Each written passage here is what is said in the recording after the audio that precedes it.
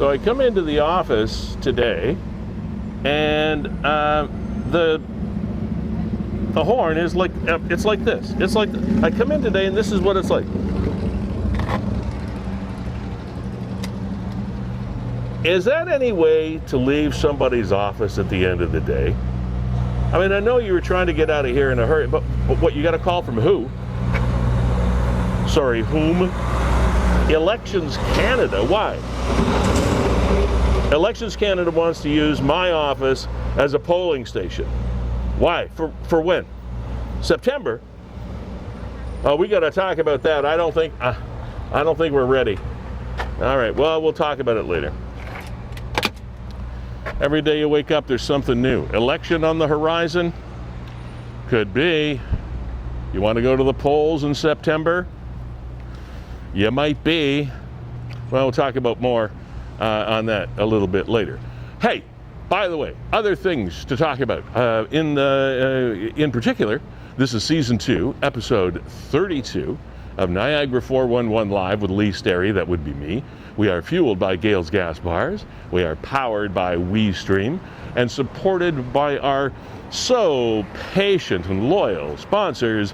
We have Performance Heating and Air, Carlo and his gang. We have Enwick, Niagara's high-speed internet service, which has been honored this week, and we'll tell you more about that too. Also, Verge Insurance here in Niagara Falls, born and bred company as all of these are. And of course, we are here once again in our luxurious window at Fiddler's Poorhouse.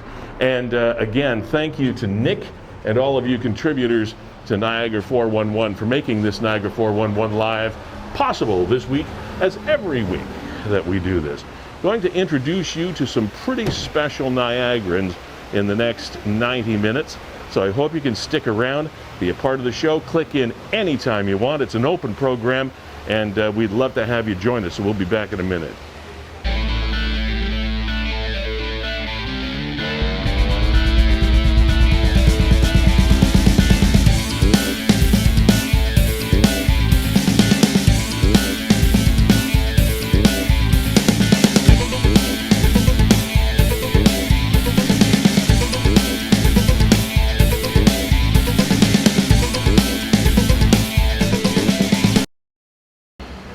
Hey, welcome back again to ye old program. This is really a little bit of a nice departure for us here on the program, only because we have this slightly overcast sky today, and it's still warm. We've still got heat warnings in effect, so be aware of that.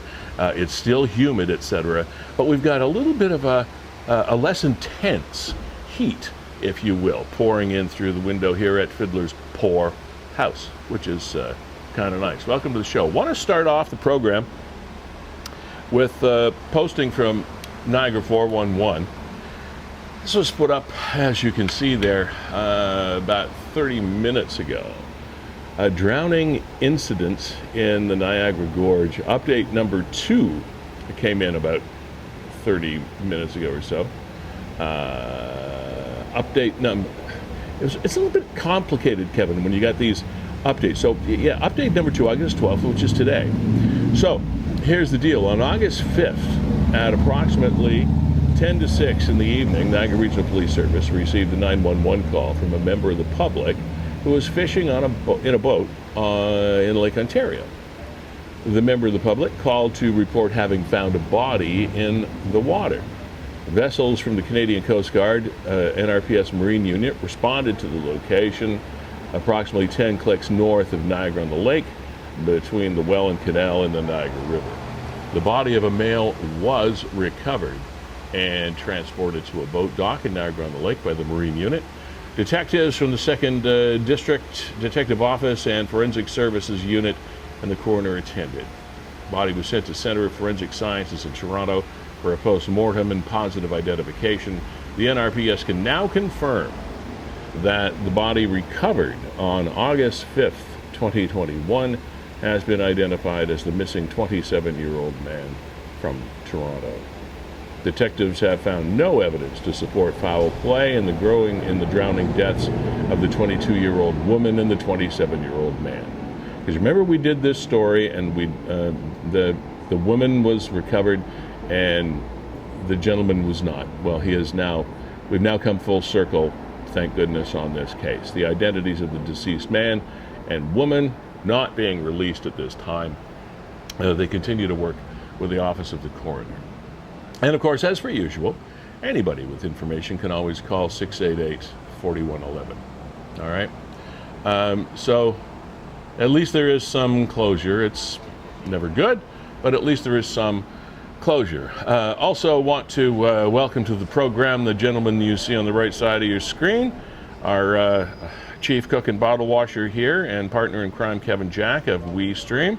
Kevin, it's been a pretty fun week. You did some camping with the family, landed a couple of new gigs for WeeStream. Yeah, absolutely. We're going to be helping out West Lincoln coming up in September with some of their council meetings, some of their hybrid council meetings. Just got back from the family. We were taking a trip down to Prince Edward County. Monday morning I was water skiing. Thursday afternoon I'm here, and so happy to be here.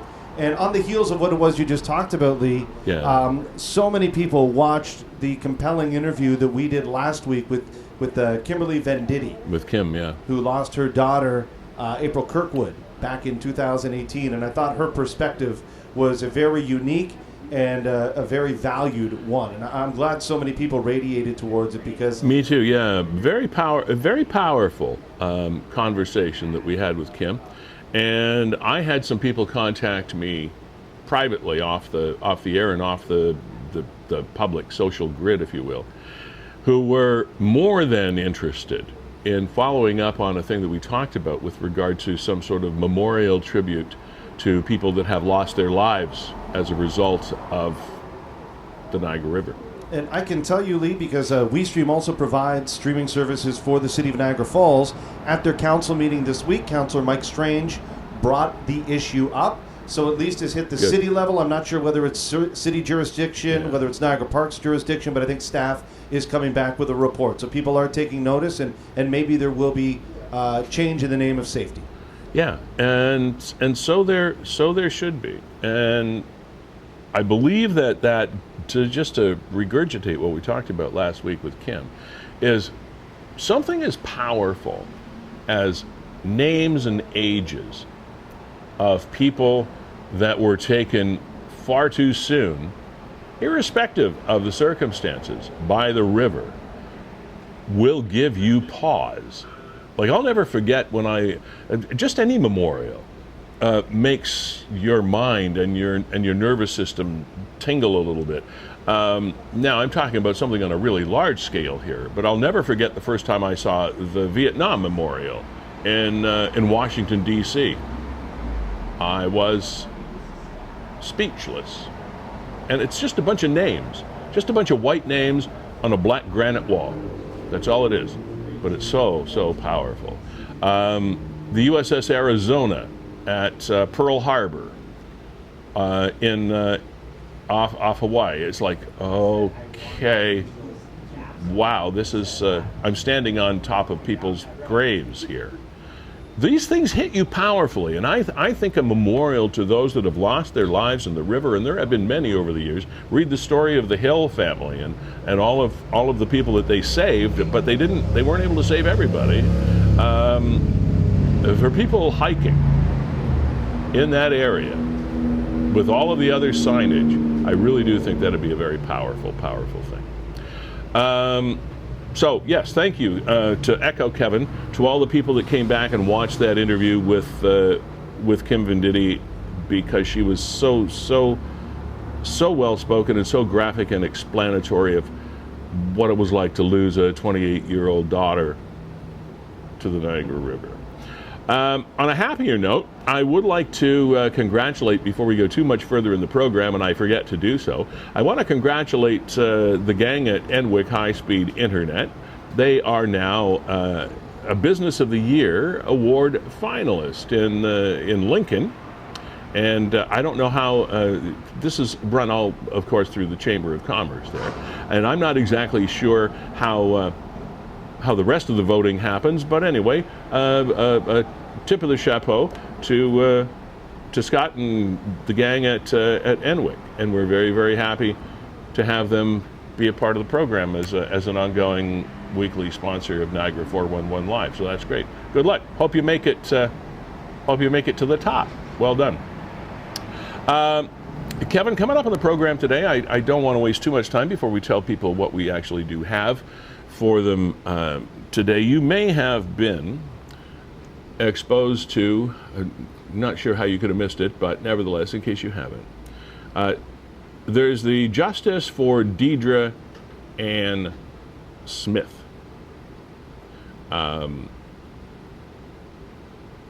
Movement, I guess, for the lack of a better word.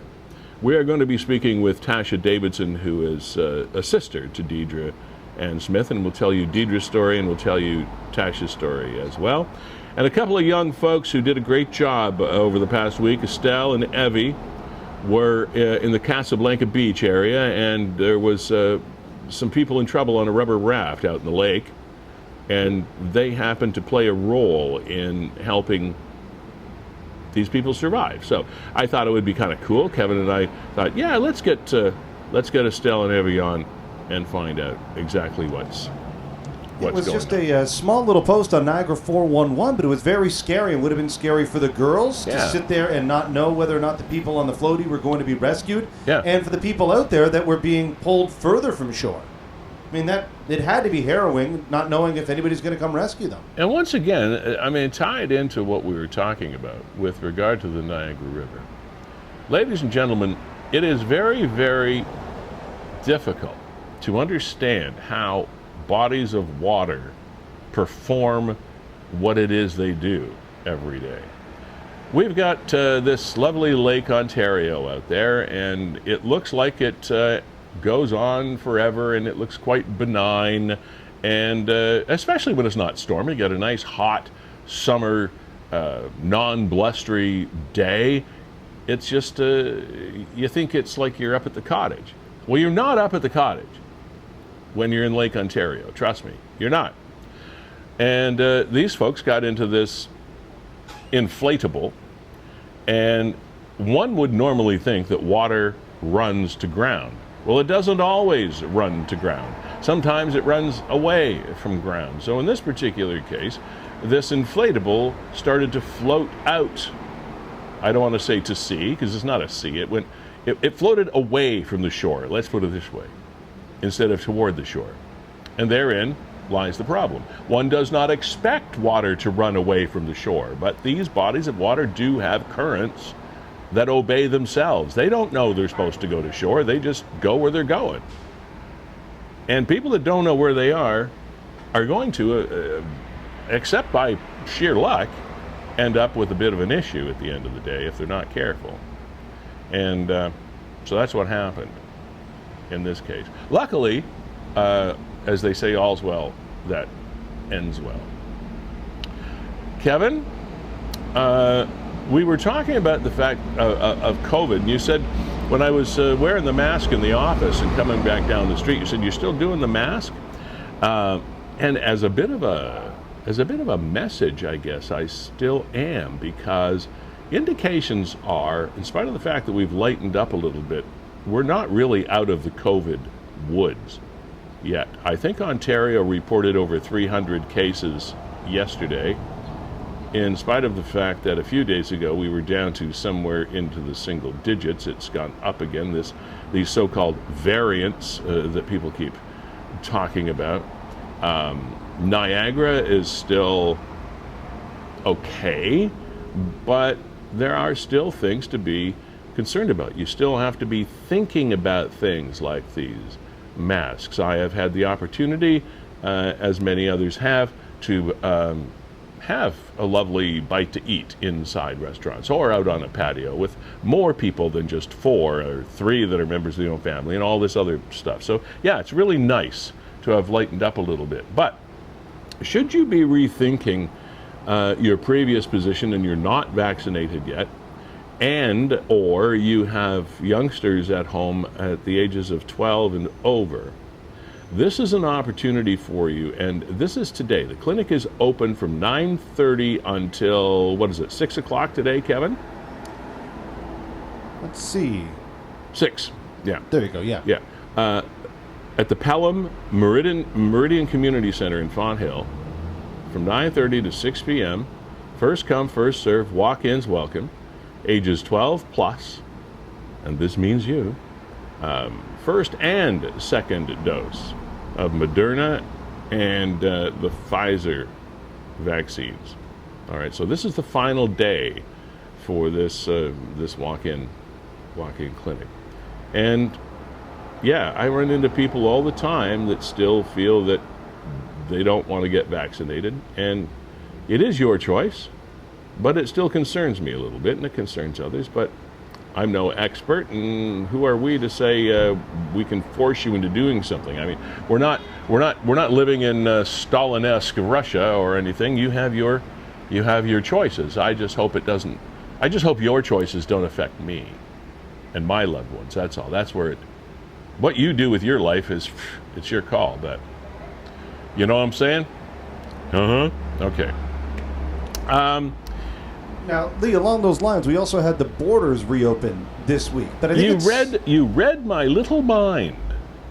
You read my little mind. Here they come. The Americans are coming to Canada. Now, they are coming to Canada based on the fact that they have been vaccinated.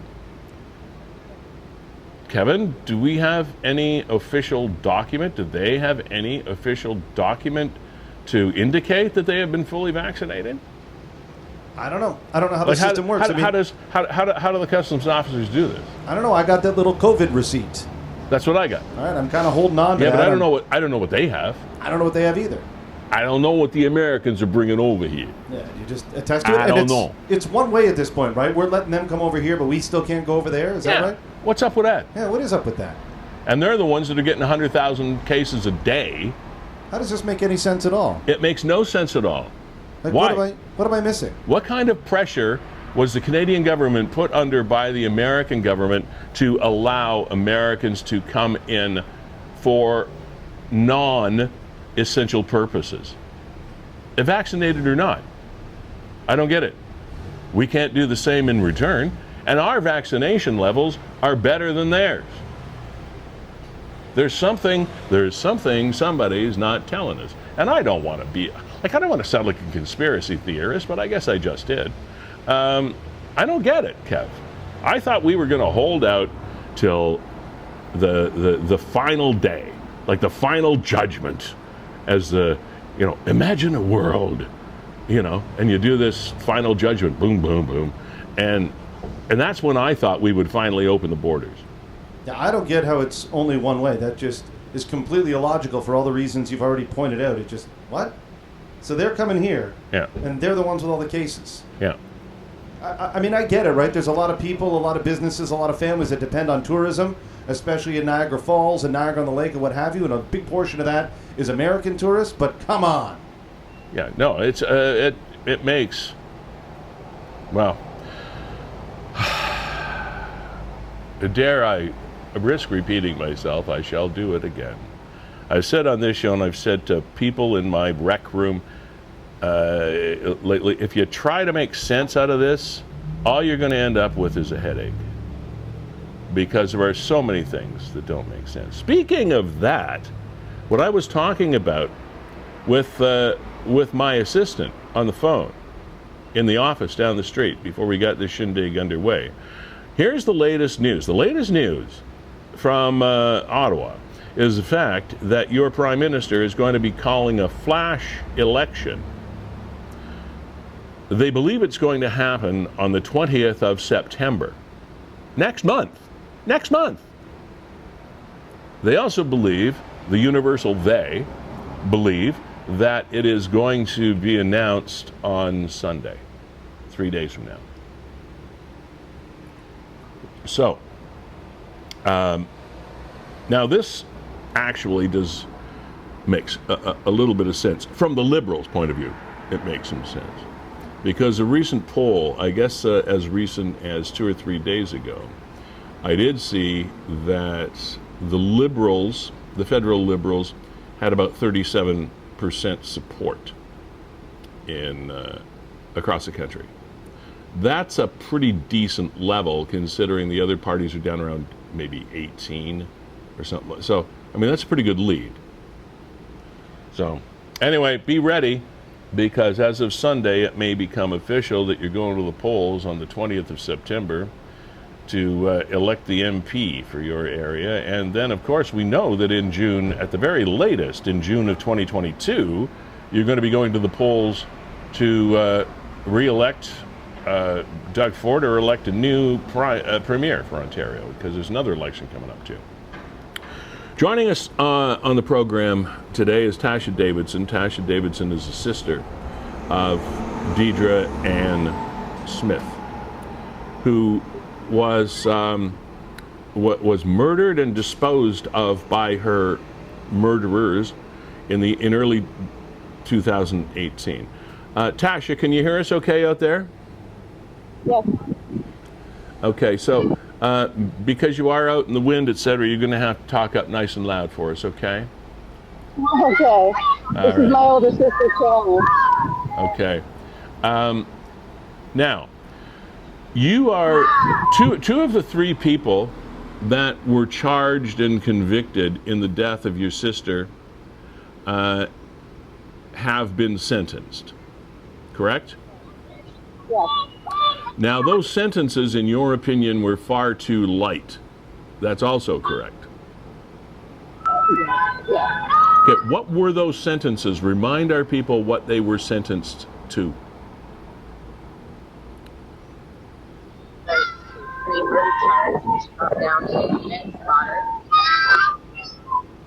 We need, we're not, hey, ladies, we're not hearing you at all. We need a microphone right close to your face, okay? If that's all right. All right. Can you hear me? We're getting better. Go ahead. How about now? That's better. Okay. The charges at first were second-degree murder. They were dropped down to manslaughter. The first one was given 6.5 years with time served. It would be a total of 5 years, so she has 2 years left to serve. The second that went up for sentencing was accessory 2. And she was just given 2 years probation when she walked out. Okay, so why are you protesting right now at the courthouse in St. Catharines? Because the last one comes up August 20th, and we need more than 5 years. I mean, they all pled guilty, so we need some justice.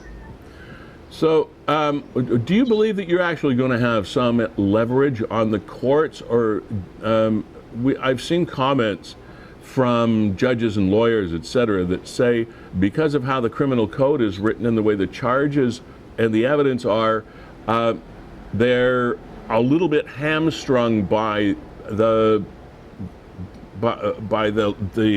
parameters that they have to make the decisions on. How do you deal with that? It's frustrating. The fact that what they did to my sister and Justin afterwards, and took them 300 miles away, or kilometers away, and set them on fire, for that charge to be completely wiped out and not even be brought up, it's extremely frustrating. Okay.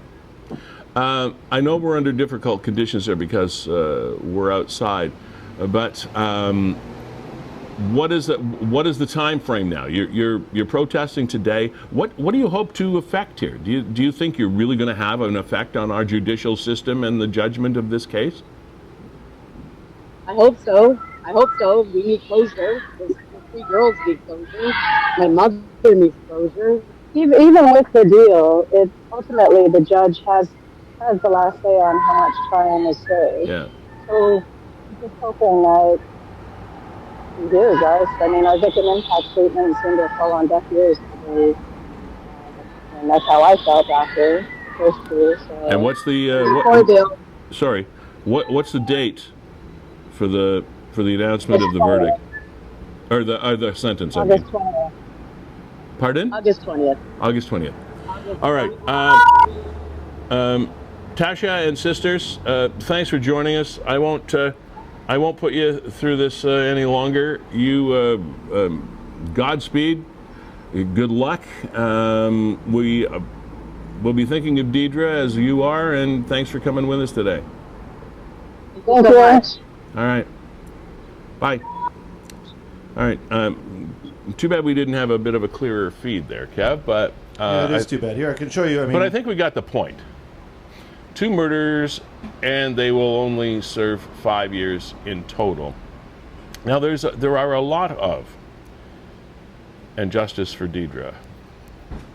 There are a lot of nuances And to this you know what, story. Lee? I think they can still hear us. We were having a hard time hearing what it was you were saying, but yeah, we're still got you on screen. If you want to go and show us some of the signs and some of the people that are protesting, I mean, clearly that's the courthouse in downtown St. Catharines. Mm-hmm. There was a protest last Thursday as well when we were leaving this show, Lee. I drove right by it and saw everybody there, gave them a couple honks. I'm familiar with the case. It happened just on Pelham Road in St. Catharines. It's abhorrent to look at the sentences that are coming down in this case, given the circumstance, given the murder, given they transported the body, given how callous they were to even pawn off some of the personal belongings. They made a couple of stops and sold some trinkets or whatever it is before while they still had the bodies with them. I really don't understand how human beings act that way. That being said, sitting here playing the ever-present devil's advocate, one of the hardest things, especially for families, to wrap their heads around, because of course they're coming from a place of emotion, that is a given, is the legal parameters within which prosecutors and judiciary people, i.e. judges, etc., work. Under the circumstances of the way the plea deals came down, the way the criminal code is written, and the way the evidence stacks up, the time served, all of these things impact on what judges use as information in order to pass a sentence on people. All of these things have been taken into account. Now, did the judge, and as a matter of fact, I'd love to be able to talk to a judge in one of these cases once it's over and done and finished. Whether they would want to come and talk to us or not, I don't know. But has the judge pushed the parameters of their decision making to the limit, or have they gone with averages, etc.? But there is only so far that they can go based on the evidence and the situation that they're working with. They have to deal with the evidence and the situation at hand. Is that always seemingly fair? No. But they've kind of got shackles on too. They can't just sit there and say, boy, I wish I could really throw the book at these people and put them all in jail for 25 years with no possibility for parole. Based on what he has, can't do it. And at this point, Lee, there's an agreed upon statement of facts that includes murder, double murder, blunt force trauma to the head of... And then disposal. Deidre's a mother of 3. Yeah. Lying to the police when they come to your door, cleaning up the crime scene, traveling with the deceased bodies, transporting them 300-400 kilometers away, dumping them in the bush, setting them on fire. 6.5 years? Seems unjust. I agree. I totally agree. I'm not going to sit here and tell you what the appropriate crime is, and anybody close to Deidra would say, well, it's absolute life, right? Eye for an eye. But I know that 6.5 years is not right. That's not right. And I don't, there was... sorry, you see some of the signs there. Yeah. For some of them, given their pretrial custody, it's only 2 more years, and that's why the signs are saying... Well, yeah, because this is where I was... You're reading my mind again. That's got to be scary for you. Because I was thinking of that exact same thing. Time served is an interesting phrase in our judicial system. Time served isn't just time served. Time served translates to more time than you actually served. Here's why. You are in jail before you have actually been convicted of a crime.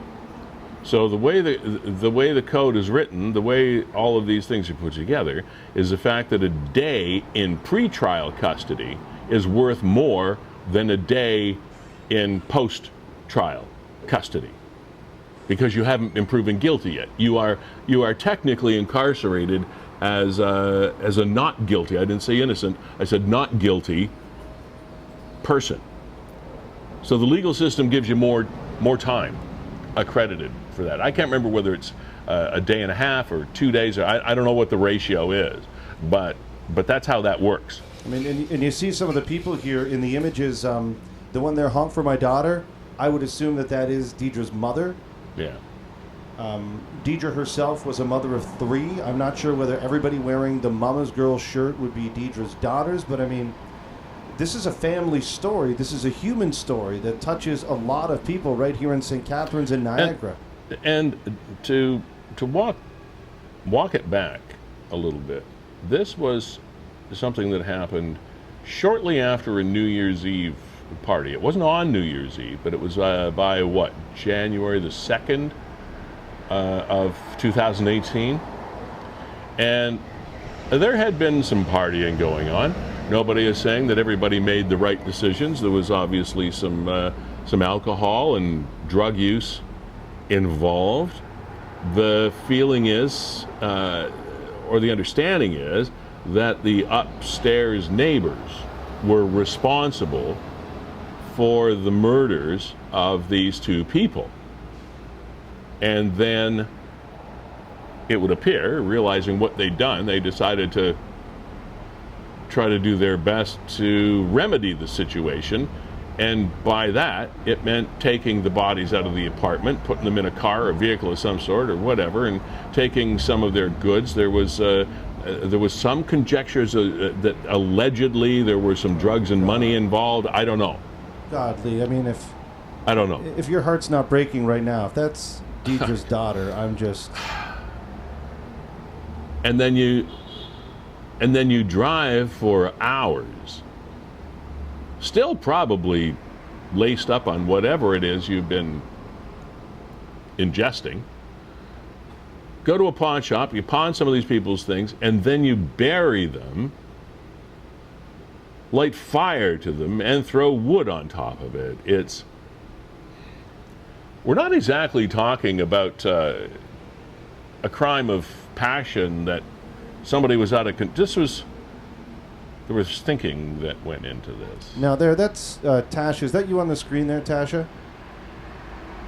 Yeah, not sure if I know you've been listening to the whole thing. If you could walk a little further away from the protesters, we might get another opportunity for you to say a couple things and add on. Where you and your sister were before, it was just impossible to get good audio from you guys, or you girls rather.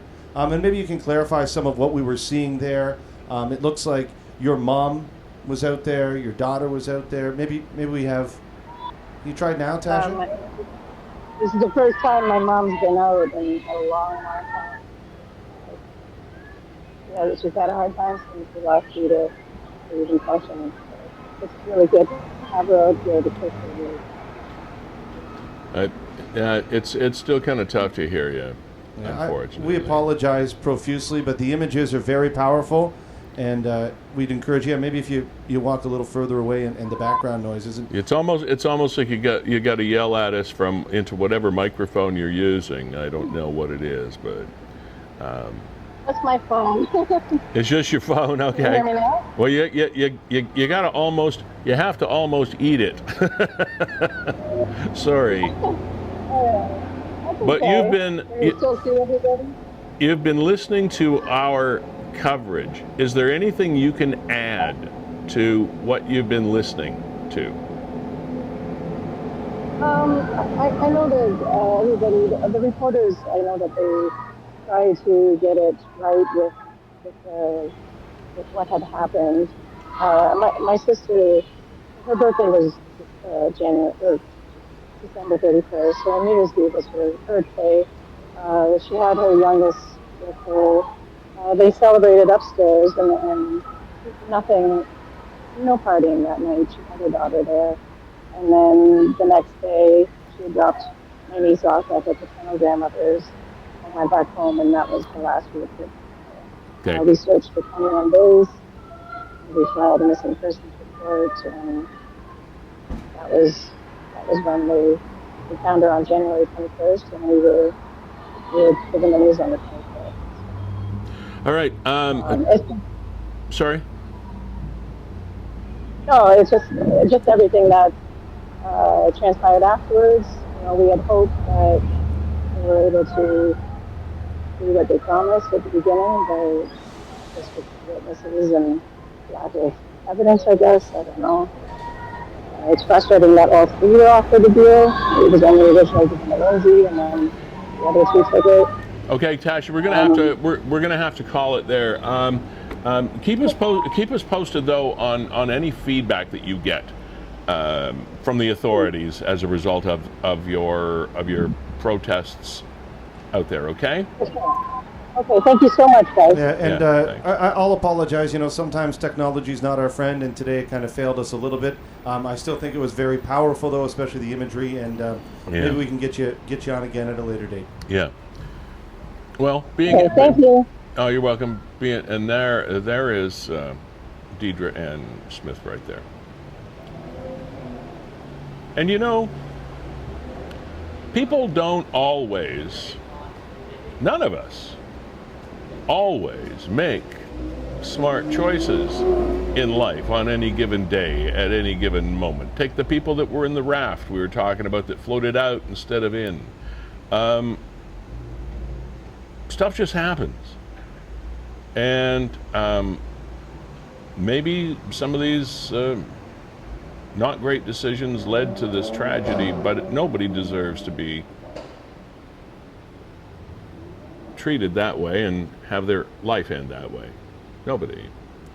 And where does the justice for Deidra and those of Deidra's ilk come in?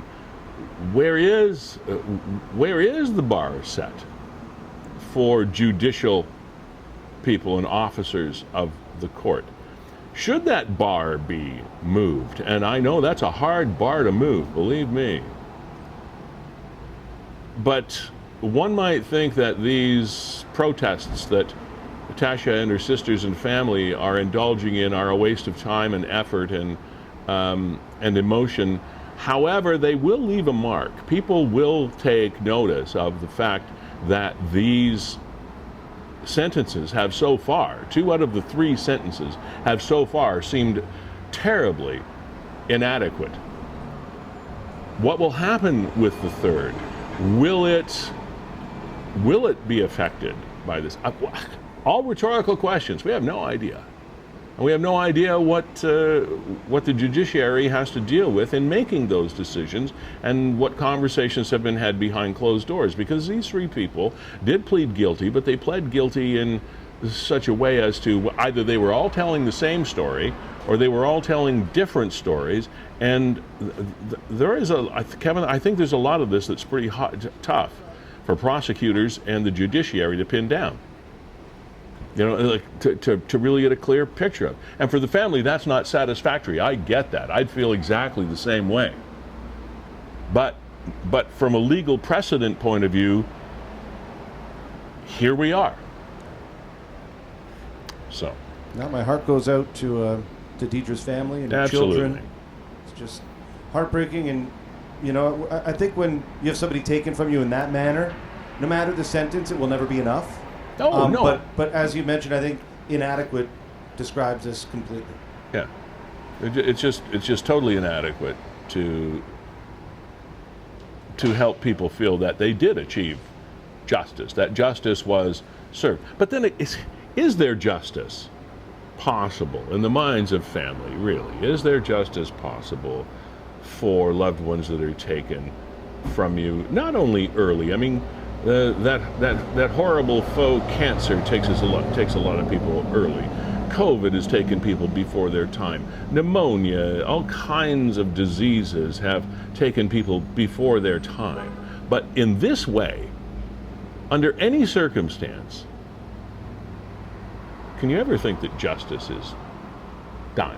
I mean, that word closure is one that really kind of makes me crazy, because I don't know that you ever really get personal and emotional closure from something like that. I mean, on the surface, to go downstairs looking for drugs and money, killing 2 people, pawning their belongings, cleaning up the crime scene, driving them 300-400 kilometers away, dumping the bodies, setting them on fire, only to be found 3 weeks later. Yeah. 6.5 years. Doesn't ring true. No. There's a disconnect there for me. But Especially when there's guilty pleas, there's no question. But nobody is telling us why the 6.5 years. Here's why they were sentenced to, oh, okay, I don't agree with you, but thanks for explaining it. Nobody's explained it. The only thing that I've been able to see, and a lot of it is reading between the lines, unfortunately, sometimes in cases of murder, the only witnesses are the accused. There's nobody left to verify exactly what happened. Forensics can only paint a clear enough picture, and maybe the evidence just wasn't there to support support a longer sentence without a plea. You can bet the Crown did as much due diligence as they could to try to find anybody that might have been witnesses to this party weekend, if you will. But obviously there wasn't enough there. And to go to your point, the witnesses are the perpetrators. The victims are gone, obviously. The committers of the crime are the only ones that they have to get information from. And how credible are those sources?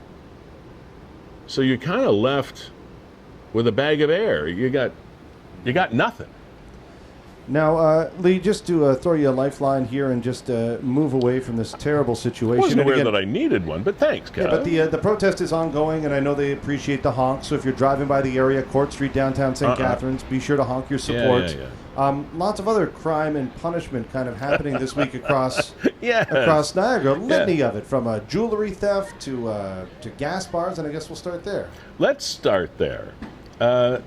Once again, this is getting very scary. I think perhaps we've been working together too long because we kind of have an idea where we're going with this. You may remember last week, Kevin and I had a conversation about a story that involved a mental midget who robbed a small fish and chip shop that is an iconic store in downtown St. Catharines on Lake Street called the Fryin' Guys. Now, you go into a chip shop at 2 o'clock in the afternoon with a gun. Well, first of all, you should be in jail just for being stupid.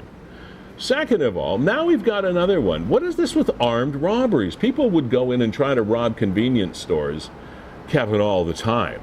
But you don't go, you really elevate your crime when you go in with some sort of weapon. Well, this happened at a Gale's gas bar / convenience store location, and I know it well. And I'm not just talking about this because Gale's is our title sponsor. We would be talking about this irrespective of that. They deserve to have this out there. This guy who's saying, oh, mask, if you read it backwards, mask required. Oh, I better put this mask on because I'm going to rob the store. Like, wouldn't you have a mask on anyway if you're going to rob somebody? I mean, these people should go to jail for just being stupid. Honest to God. So, him and his buddy, they go into, this is the one on Collier Road, not too far from the Welland Canal that connects Feulled with Niagara Falls. Highway 58 area. So they go in, and they come out with some amount of cash and lottery tickets. Wow, boy, that's a big take, isn't it? And you come in with a weapon? I don't know what weapon it was. They didn't say what weapon it was. But any weapon means it's armed robbery. What are you thinking? I mean, go in and pretend you're being a tough guy or something like that and try to intimidate the poor person that's a clerk behind the counter, scare the hell out of them, and take whatever money they've got. And believe me, these stores have security things in place. You're not going to get very much money. You're really not. But But you do it with a weapon? I swear, Kevin, I think I'm living on the wrong planet. It's like Planet of the Apes or something. And these are the original photos that the police released. Oh, yeah, there's the first photos. So there, see, he's wearing a mask That's there. a guy that's pretty easy to spot. Wouldn't you want to wear a cat suit or something? Here's Joe Farmer. He's got his pants on. He's got a plaid shirt, gray hat, gray mask. Well, at least he's color coordinated. You got to give him that much. He's got a gray hat and a gray mask. Well, good for you, sir. You've got yourself a little bit of fashion sense, at least. Doofus. Now this guy, and there they are. That's him, and there's the other guy. Yeah, I think this guy is that guy. Yeah, probably. Just the colors are different. I don't know. And you traumatize. What are they, same guy? Well, it has to be the same guy because the guy in the plaid shirt can't be that guy. No, I wouldn't think so. That's got to be the other guy. I can't keep track of this. I don't either. And then there's the jewelry store guy. Oh, this is a beauty. This is a beauty. Not that you can tell who this. And people that wear T-shirts or something with logos and names on them when they go rob something. There we go. Boy, that's a tough guy to identify, isn't it?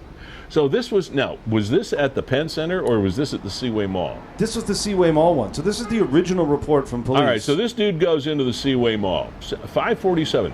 Again, 10 to 6. There's a lot of people around. Tiana Jewelers at the Seaway Mall. Nice spot. Been there myself. He goes in and steals a tray of gold chains.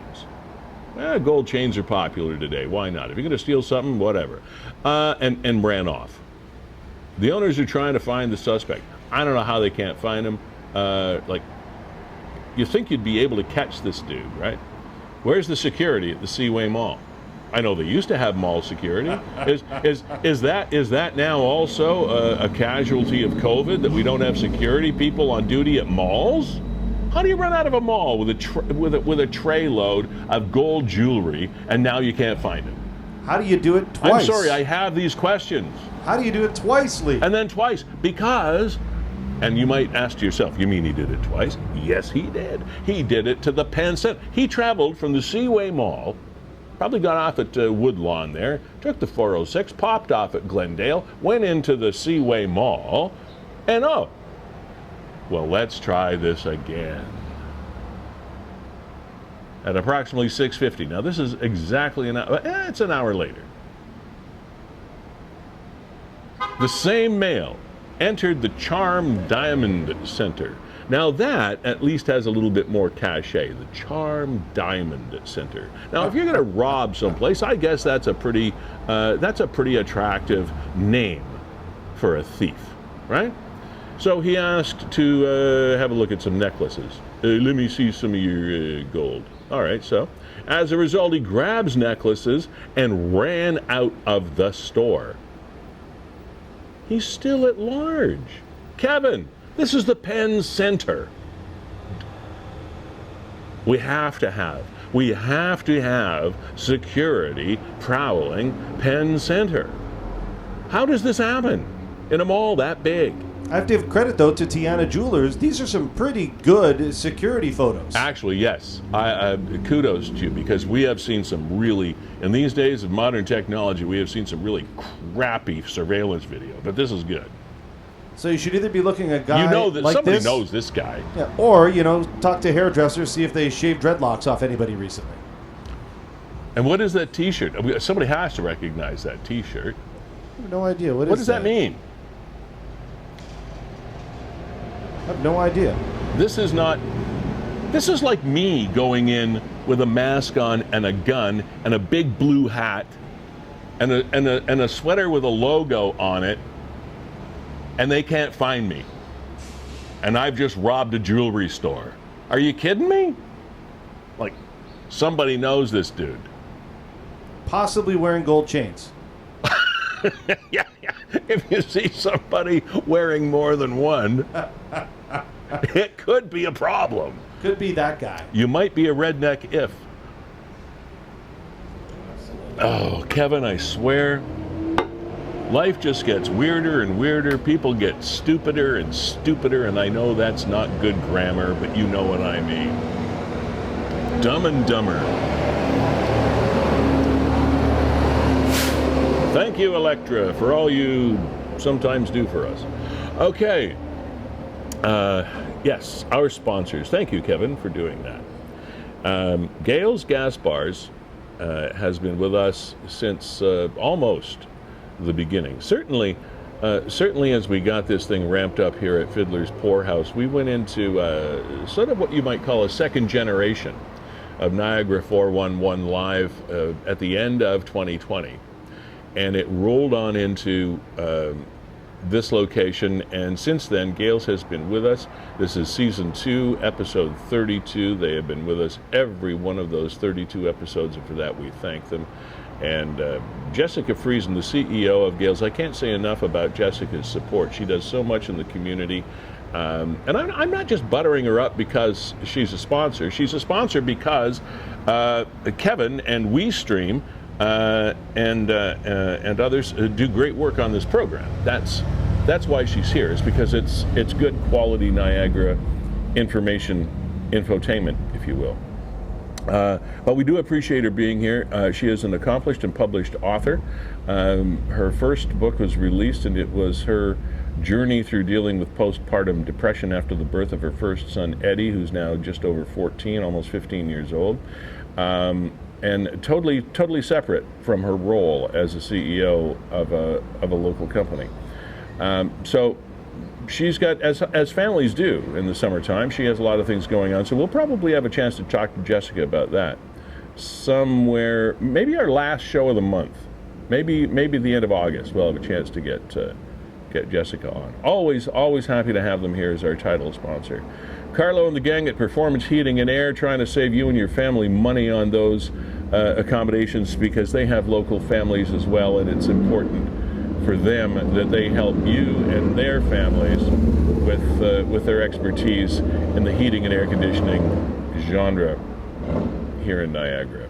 Enwick High-Speed Internet, always a pleasure to have them here. And in case you missed it earlier, Enwick has made it to the finals for the Business of the Year. This is an awards process that is run through the Lincoln County. What am I trying to say? Chamber of Commerce. I just went dull there, yeah. Chamber of Commerce. So congratulations to Enwick. Scott, hope you come out on top with that one. And to Mark and Blake Shirk and their entire staff of Verge Insurance Group, our other sponsors. And we do have requests, by the way, from others as to how they can get involved with the program. But we do things a little bit differently here. We don't, we're not like NASCAR, where we load the program up with so many logos and names and stuff you can't figure out what's what, or local what you would call traditional media, whereby we'll take anybody's money at any time. We'll find a spot for you.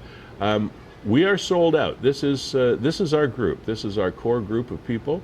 We're not going to add more logos to it. We're not going to take any more money for it than we already have. This is the model that we put in place, and this is what we're doing with it, and that's where we are. We have a content sharing partnership with Nick at Niagara 411, which of course why we call this Niagara 411 Live. Nick and Kevin and I do have a working relationship, so that's great, because it's always good to be able to have some credible content sources, and credibility these days is kind of a tough commodity to come across with the so-called is it fake news, isn't it fake news, is it conspiracy, is it like, where do you believe and who do you believe and where do you believe it and what do you read and how do you, like, so we rely on each other to keep us all honest. And of course Nick's mom, who is the overseer of all things good. Yeah, I really love Niagara 411, and I know everybody watching now loves Niagara 411. Yeah. And where it sits in our community, because there is this shift in media, and MSM, mainstream media, and you and I both have backgrounds in that, will try and tell you that they're the only ones that can deliver verified information, and it's just not true. So many times the story comes alive in the comments of Niagara 411. People say, I was there, this is my cousin, and those are the stories we tell at the beginning. I mean, Tasha there, Deidre's sister, was active in the comments of Niagara 411 saying, that's my sister, justice for Deidra. We reach out to her, she tells us the story. We get it right from the source, and Niagara 411 helps us do that a lot of times through the comments. And I know we've got a couple of sisters coming up in about 5 minutes, and same thing, right? It seems like just an innocuous post on Niagara 411, hey, there was a rescue on Casablanca Beach, and then you read the comments and find out that, hey, 2 young girls jumped up and did what they could to help with the rescue effort. Also in those comments, Lee, somebody said, my husband was working on a crane. As you know, there's a lot of tall building and condo construction in that area. Grimsby on the lake. Somebody had a bird's eye view and said, oh, wait a second, there's a raft way out from shore. That's not right. That doesn't look good. And these are the stories that unfold in Niagara 411, and we don't need, double fact-checking or verification. We see the people, the real people living here in Niagara, telling their honest-to-good stories. And again, last week when we had Kimberly Venditti, she was commenting on the tragic case of the 22 and the 27-year-old that drowned in the gorge. And telling us her own story, which is why we're here too, to learn from each other. And comments aren't always nice, but doesn't mean you can't learn from things from time to time. Just to promote something well in advance. Oftentimes we don't have it planned this well in advance, but Kevin, in his inimitable style of constant improvement on this program, we will bring you Sleepy Jean at about 1:30 today to play out. We always have a musical act, a Niagara-related musical act, to play us off the stage, if you will. Sleepy Jean is going to be joining us. She's sort of a nostalgic throwback kind of singer-performer, and she's going to be doing a song called How's It All Gonna End? And wouldn't we like to know that? Anyway, or maybe we wouldn't like to know I know that. it's going to end with Sleepy Jean's video. Yeah, there. Well, today at least it is, yes. Today will.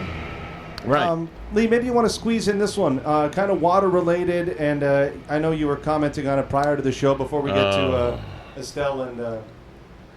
so I have heard on air, on radio and TV, advertising for people to buy tickets and passes, etc., to Marineland for the season.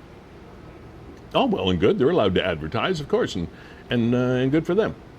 Now, this story popped up today, and I know Marineland is going to take heat for it, but it has nothing to do with them. And this is what drives people crazy about mainstream media sometimes, as to what the headlines look like. So here's the headline: whale transferred to U.S. aquarium from Marineland dies. No plans to replace it. All right, so that's the headline that comes up. What is the first thing that pops into people's minds, considering what we have gone through here in Niagara over the last number of years? Anytime the name Marineland comes up, bells and whistles go off and flags go up. And read this again: whale transferred to U.S. aquarium from Marineland dies. Okay, I'm not pleased that this lovely white beluga baby whale died. I don't know if it's a baby or not, but it's obviously a beluga. I keep thinking of that book that my kids had when they were young baby beluga, so that's why it comes out later. So, this whale transferred from Marineland in Niagara Falls to a United States aquarium. The whale passes away. And I know you might have your beefs with Marineland, but don't start blaming them. Because you know, Kevin, that's what happens. It's guilt by association. You see that name come up in a story, and now I could end up proven wrong. Who knows? Maybe something wrong with the transfer. I don't know. But people jump to conclusions, and just by the way that CBC headline is written, that word Marineland sort of flashes at you like a neon logo. Yeah, I honestly think most people read this as A Marineland term. Yeah, whale from Marineland dies. Yeah. Yeah. And that's not right. That is just not right. And this is the way things get reported that give people in the so-called mainstream media, of which I was one for 47 years, a bad name. And I just don't think it's right. Kevin, you know there was the scoop mentality many years ago. Who got the story first? Used to drive me nuts. As a young broadcaster, and then as a manager and a program director and general manager and all this other hoo-ha, it used to drive me nuts that people had this scoop mentality. Oh, we got it first. How can somebody tell that you got it first? You can't listen to 3 or 4 different outlets and read 6 newspapers all at the same time and watch 3 television stations all at the same time to determine who got it first. It's always been more important to me who got it right. Now we're on territory, terra firma, when it comes to reporting stories. And to this day, Kevin, we've reverted back to that. Nobody gives a crap who got it right. It's who gets it first. We've gone full circle. We live in the age of apology. We're apologizing for this story because we erroneously reported that. Well, shut up. You shouldn't have erroneously reported it in the first place. Who got it right? Don't care who got it first. Who got it right? Man. All right. Enough of that rant. But anyway, our condolences to the whale. Joining us right now are Estelle and Evie. Okay, hand up. Who's Estelle? Hand up. Hi, Estelle. How are you? Hi, how are you? I'm great. So you can hear me and I can hear you, right? Yep. Good. And Evie, that must be you on the other side. Yes. Okay. So, in nice, loud, clear voices, I don't know who wants to start, but what happened when you... She is? Okay. Estelle's going to start? Is that right? Okay. You've been nominated. Okay. So where were you when you realized these people in the boat or in the rubber thing were in trouble? Casablanca Beach. Right. So paint the picture for me. What was happening? Oh, well, so we were going down to the beach like we do every day, and when we were down at the beach, me and my sister saw these people in the water that were really, really, really far out on floaties, and we were telling our mom like, hey, do those people need help? And my mom was just like, I don't think we have to worry unless they are waving their hands at us. So right after she said that, they started to wave their hands, and then me and Estelle ran to these because my mom did not have a phone, so we had to run to these people, and Estelle ran to these 2 guys, and then I ran to this other guy that was there. I'm just like, don't mind me use your phone, can we call 911, because these people are out in the water waving. Yeah. Okay, so the 2 guys, they called the Coast Guard, Okay. and my mom called the police with the other person's phone. Evie. You're going to take it away, Evie? And then we waited, and we stayed there until he said, the Coast Guard is coming. And then we waited, and it was not there was no waves, it was just the wind, and it was gonna rain and thunder. And they kept on going farther and farther. We only saw a little bit of green on their floaty. Were you really worried about these people? Yes. How many people were in the boat? 2. I think 2. 2. How old were they? Do you know? Were they adults? I think they were adults. Yeah. Yeah, I think that they were adults.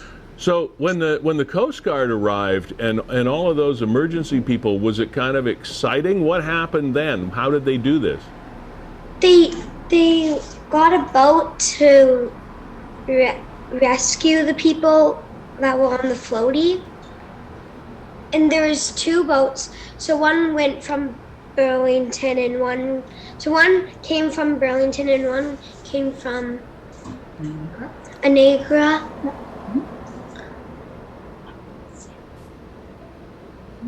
From where?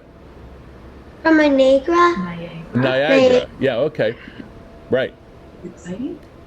Yes, it was really exciting. Hi, Mom. I know you're in the background there, but hi.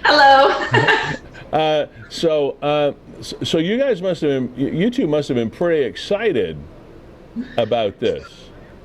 Yes. Now, Yes. did the boat, did they bring the dinghy into shore with the people in it, or did they put the No. people on their boats and bring them in? They put the people on their boats and bring them in. All right. Did you see them when they got in? Did they talk to you?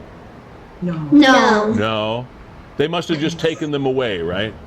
Yeah. To see if they were okay. So, when all of this was over, and the excitement was a little calmer, like, how did you feel?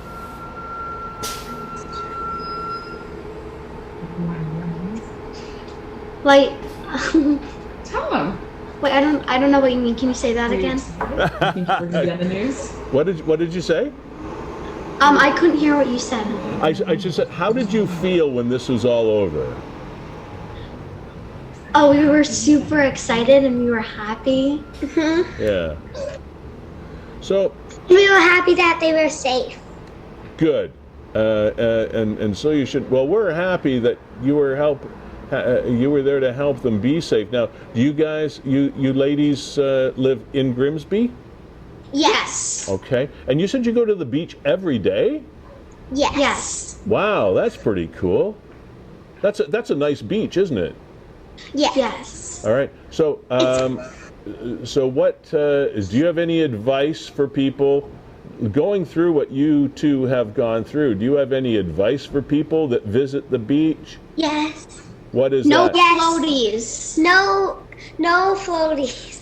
No floaties at the beach. Be wise about the water, right? What's happening? Right.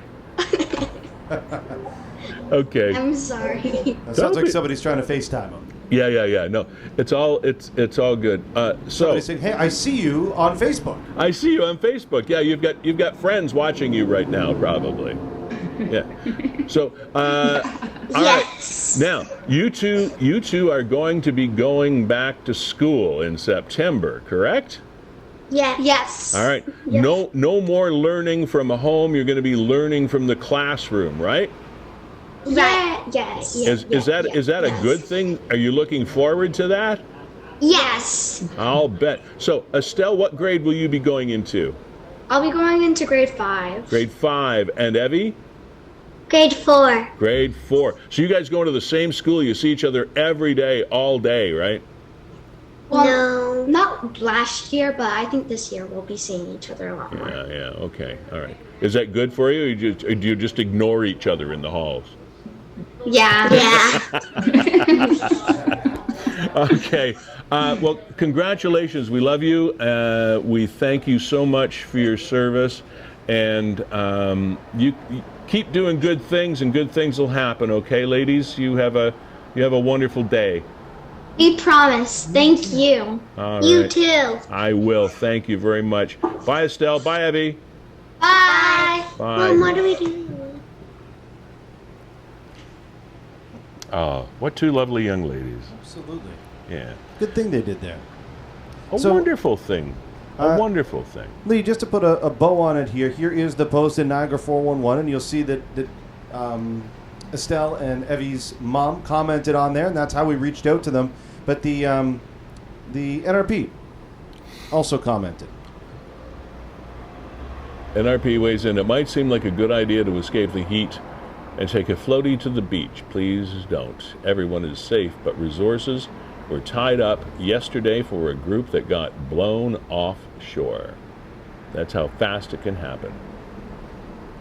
And again, not to put too fine a point on it, that interview that we did with Kim Venditti last week, the amazing thing about that, and now we're talking about a different place, of course. This was down in the Niagara Gorge, hiking trail, etc. She was taking a picture, standing on a rock. Rocks get slippery. She slipped off and stood up in knee-high water. Knee-high water. You wouldn't think that anything could happen to you standing in knee-high water. Just as her boyfriend goes to, as anybody would, goes to pick her hand and just to help her get back onto shore, like helping somebody up a step, current comes along and whips her away like a rag doll. What? That's how quickly these things happen, and that's how much you have to respect being around bodies of water. Last summer, I witnessed a rescue exactly like this. We Yeah. were doing a wedding at Lakeview by Carmen's, which is just Hamilton, past the Wild Waterworks where that big globe is. Yeah. Right in that area. Yeah. And we were on Lake Ontario. All of a sudden, the crews started coming. Right. We saw the fire there, the police there, wondering what was going on. And shortly thereafter, two people on their floaties or dinghies or whatever you want to call them had to get towed in. And I guess you don't know, right? You think that all the waves are coming ashore, so if I go out there, but sometimes the wind patterns will push you further than the waves, and Yeah. it's up a creek without a paddle. You think it's not like being at a lake in cottage country. It's not like being in Lake of Bays or the Kawarthas or any place like that.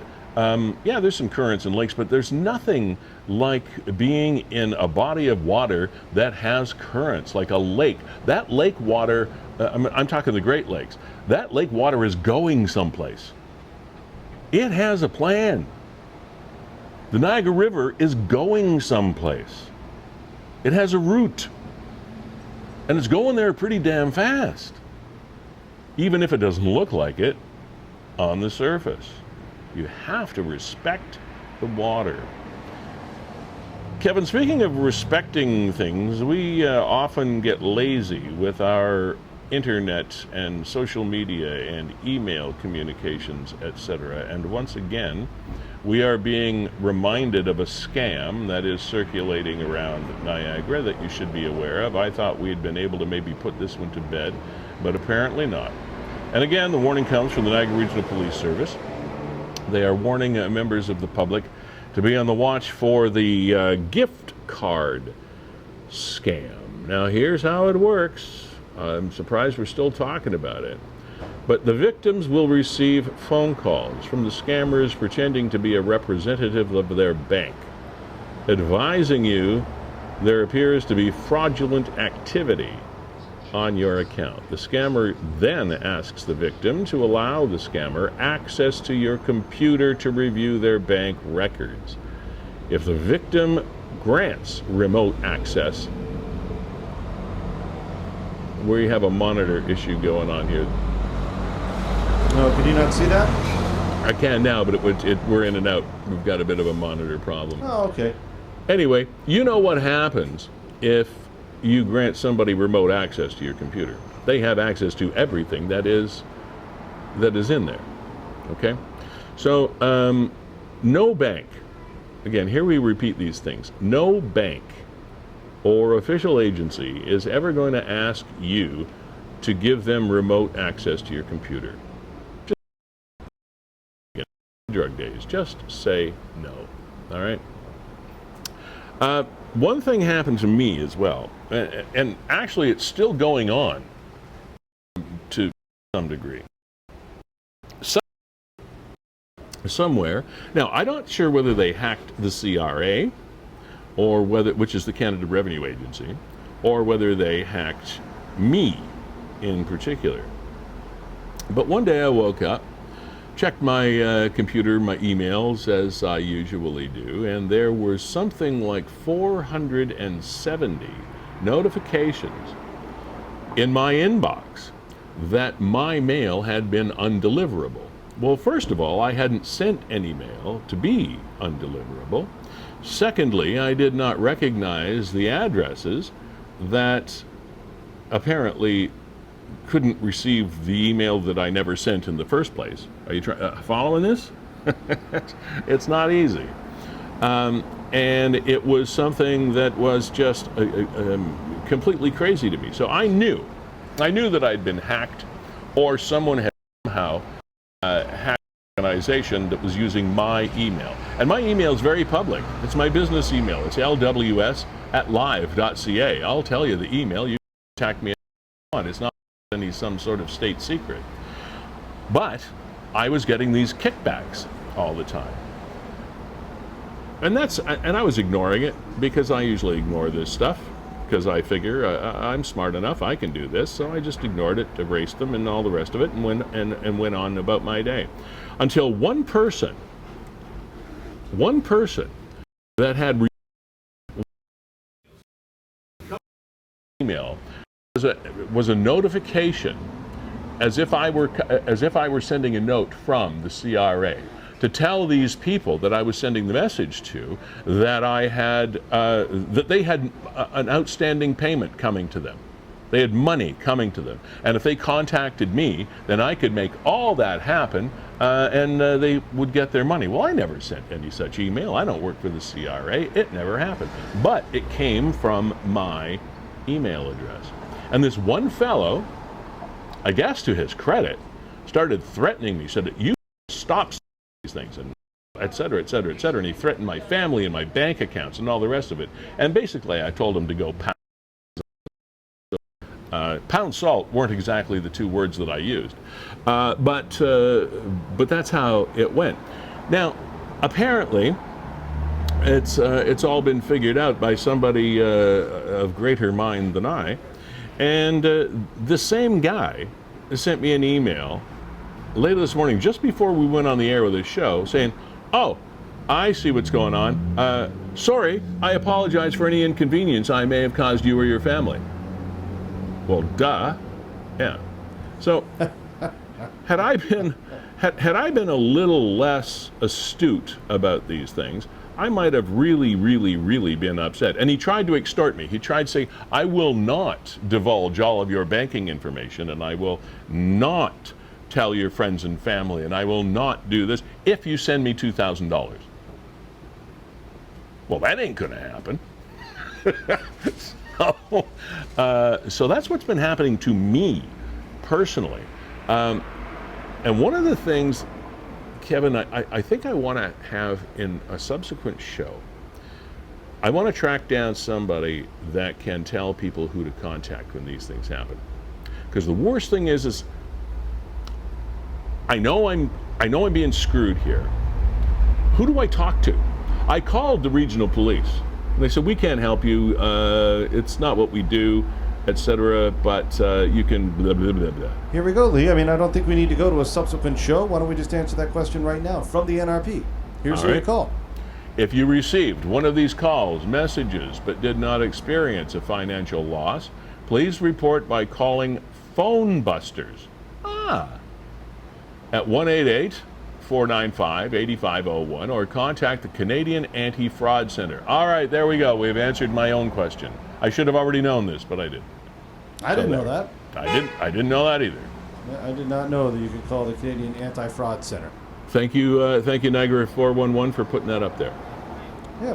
So there we go. As a matter of fact, this afternoon when I go home, I am going to call them, because I think my problem is over, but I don't know it's over.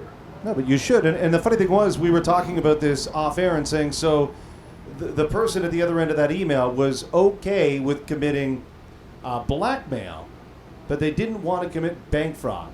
As in, they're threatening you and saying, "I have all of your banking information, so give me $2,000. So give me $2,000. Well, if you're willing to commit blackmail, why wouldn't you just take that information and clear out my bank account? Yeah, if you're going to clear out my bank account, go for it, pal. I mean, he's the Prince of Nigeria anyway, so who cares? And you will be so surprised at how little there is in my bank account. That's probably why he asked for the $2,000. I've checked your bank account. You can reach under your mattress. Yeah. Maybe I can blackmail you for more. I know we're going to wrap up here in a few minutes with a Sleepy Gene, but just monitoring Niagara 411, and a news story got posted within the last hour. Has to do with the number of cars that have been stolen across Niagara, and an arrest has been made. Oh, good. After 5 stolen vehicles recovered. That's very good. Early August 2021, that means earlier this month, members of the cops commenced an investigation into the theft of motor vehicles throughout the city. Coordinated effort between officers assigned to one district, detective office and one district street crime has led to the recovery of 5 stolen vehicles valued collectively at 92 grand plus. Bradley Walsum, 34 years of age, of St. Catharines, has been arrested and charged with the following offenses: theft of a motor vehicle, surprise, and what else? Possession of stolen property. Yep. He attended a bail hearing via video link at the courthouse in St. Kitts on the 11th, yesterday. He was remanded into custody and will reappear via video on August the 13th. That's tomorrow. Anyone with information is asked to contact Constable Cody Cole. Oh, there's a cop name, eh? Cody Cole. 905-688-4111. Yeah, I just want to see, sometimes in the comments, keep them locked up. Now everyone that they... I can't keep everybody locked up. We would have no room. All right, sometimes, people in the comments have... and, of course, this is a bit of a breaking story. We'll check back. And absolutely. There might be people that come on there and say, hey, that was my car. Yeah. They found my car. We've seen that a lot on Niagara 411. Car stolen, car stolen, car stolen. And at least 5 of them can be traced back to this one individual. So we got 5 cars for a total of $92,000. Obviously, these are not top-line, like, high-performance cars. Yeah. They're just cars. Seems like a crime of opportunity, maybe, more than they're worth maybe anywhere theft. between $10,000 and $20,000 each, max used cars. What was I'd always be interested in what was he doing with them? Where was he taking them? That's what people are asking in the comments. Telling to somebody like to sell them third party under the table or what? I don't know what you do. I mean, it's good that we don't know, Lee. I mean, they're not Maseratis and Porsches. They're probably Hondas and Chevys. So, By the way, one of the things I want to draw attention to, just because I said I would. Kevin. Yes, sir. Not you. Kevin Neufeld. Oh yeah. Of Beau Chapeau. A nod once again to you and your staff, because you may, for those of you that watch the show, realize I do hats, and this is the latest addition to the wardrobe of hats. It is one of those lovely chapeaus produced by a hat manufacturing company named Bailey, and this is one of 4, count them, 4 beautiful hats that I purchased with the help and assistance of the wonderful people at Beau Chapeau Hat Shop on Queen Street in Niagara on the lake. So just wanted to point that out. If it kind of catches your fancy, they have lots of them. 10,000 hats at any one time at this place. I know. And they're going to have something really soon, and they promised they would send me an email, and we'll talk about this. There was a hat repair / manufacturing / sales operation in Hamilton, I believe. And when they shut their doors after being in business for many, many years, Beau Chapeau bought all their stuff. So they're putting a section in their store where they're going to be able to actually repair and refurbish hats.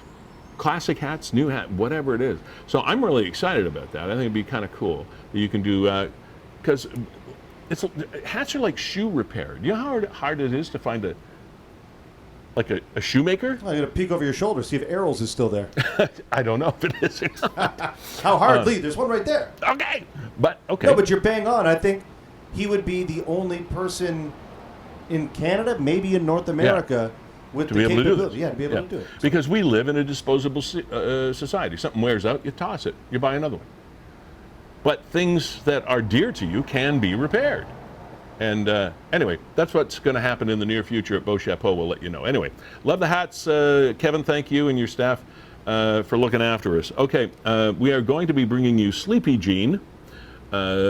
Give us a background of Sleepy Jean, Kev. Do you have, or I'm putting you on the spot now. Do we know the background? I of don't Sleepy know Jean? much about her other than I believe she released a debut album in 2021, so it seems like a bit of a pandemic project. She Okay. calls herself a bit of a nostalgic singer. Yeah. There's definitely a jazzy influence, but I'll let people decide for themselves. You know, sometimes you don't want to compartmentalize art. Yeah. You know what I mean? It's different things to different people. Well, it's hard to label things. It is, and we always try and attach a label to it so we understand ahead of time whether we're going to like it or not, and sometimes that skews our ears before we have a chance to listen. So Again, I want to thank Gales Gas Bars for fueling the program.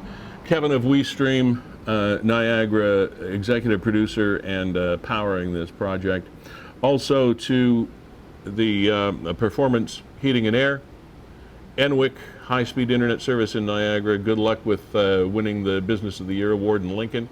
And also to Verge Insurance Group. Always so appreciative. and Lee, of here you your go. support. There's Sleepy Jean right there. Ah, she looks a little sleepy.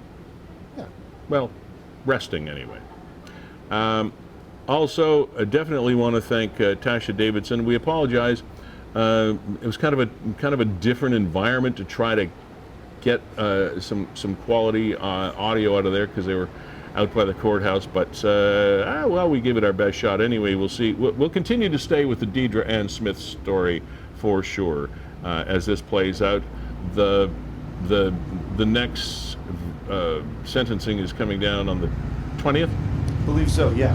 which means it's going to be the day after their next protest, which is a week from today. Yeah. So next Friday, so we'll be Next on the air Friday. again Thursday. Yeah. And to lovely Estelle and Evie, thank you for being here. Congratulations on being the stand-up girls that you are and helping those folks that were out in the dinghy in Lake Ontario this past week. Great work, girls, and we hope you have a fabulous summer and a nice fall when school goes back. And to everybody else, Nick at Niagara 411, we appreciate it. Also, Niagara Fiddler's Poorhouse, also a pleasure to be here. Dave McParian, thank you for again letting us use your nice window here on St. Paul Street. We're going to take it now to Sleepy Jean and that prophetic question, how's it all going to end? Have a great weekend.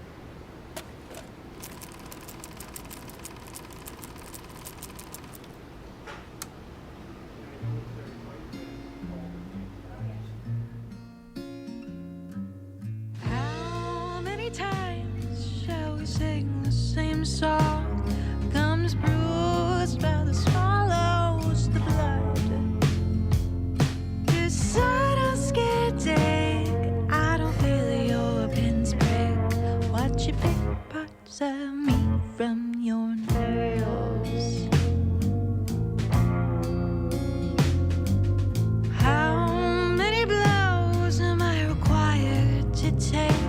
You blaze trails and arrange my confusion.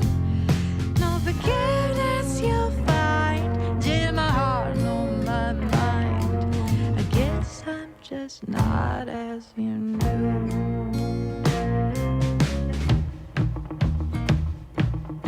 How's it all gonna end?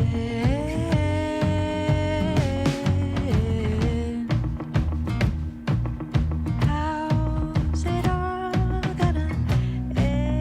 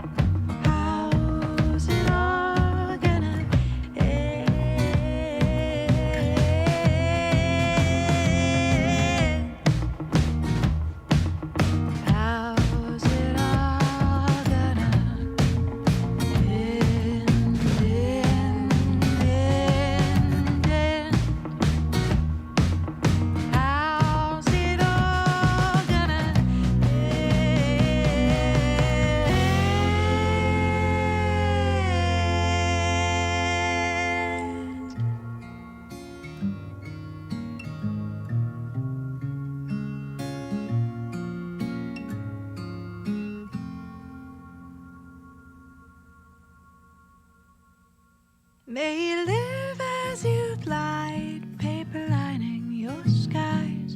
I won't pretend to admire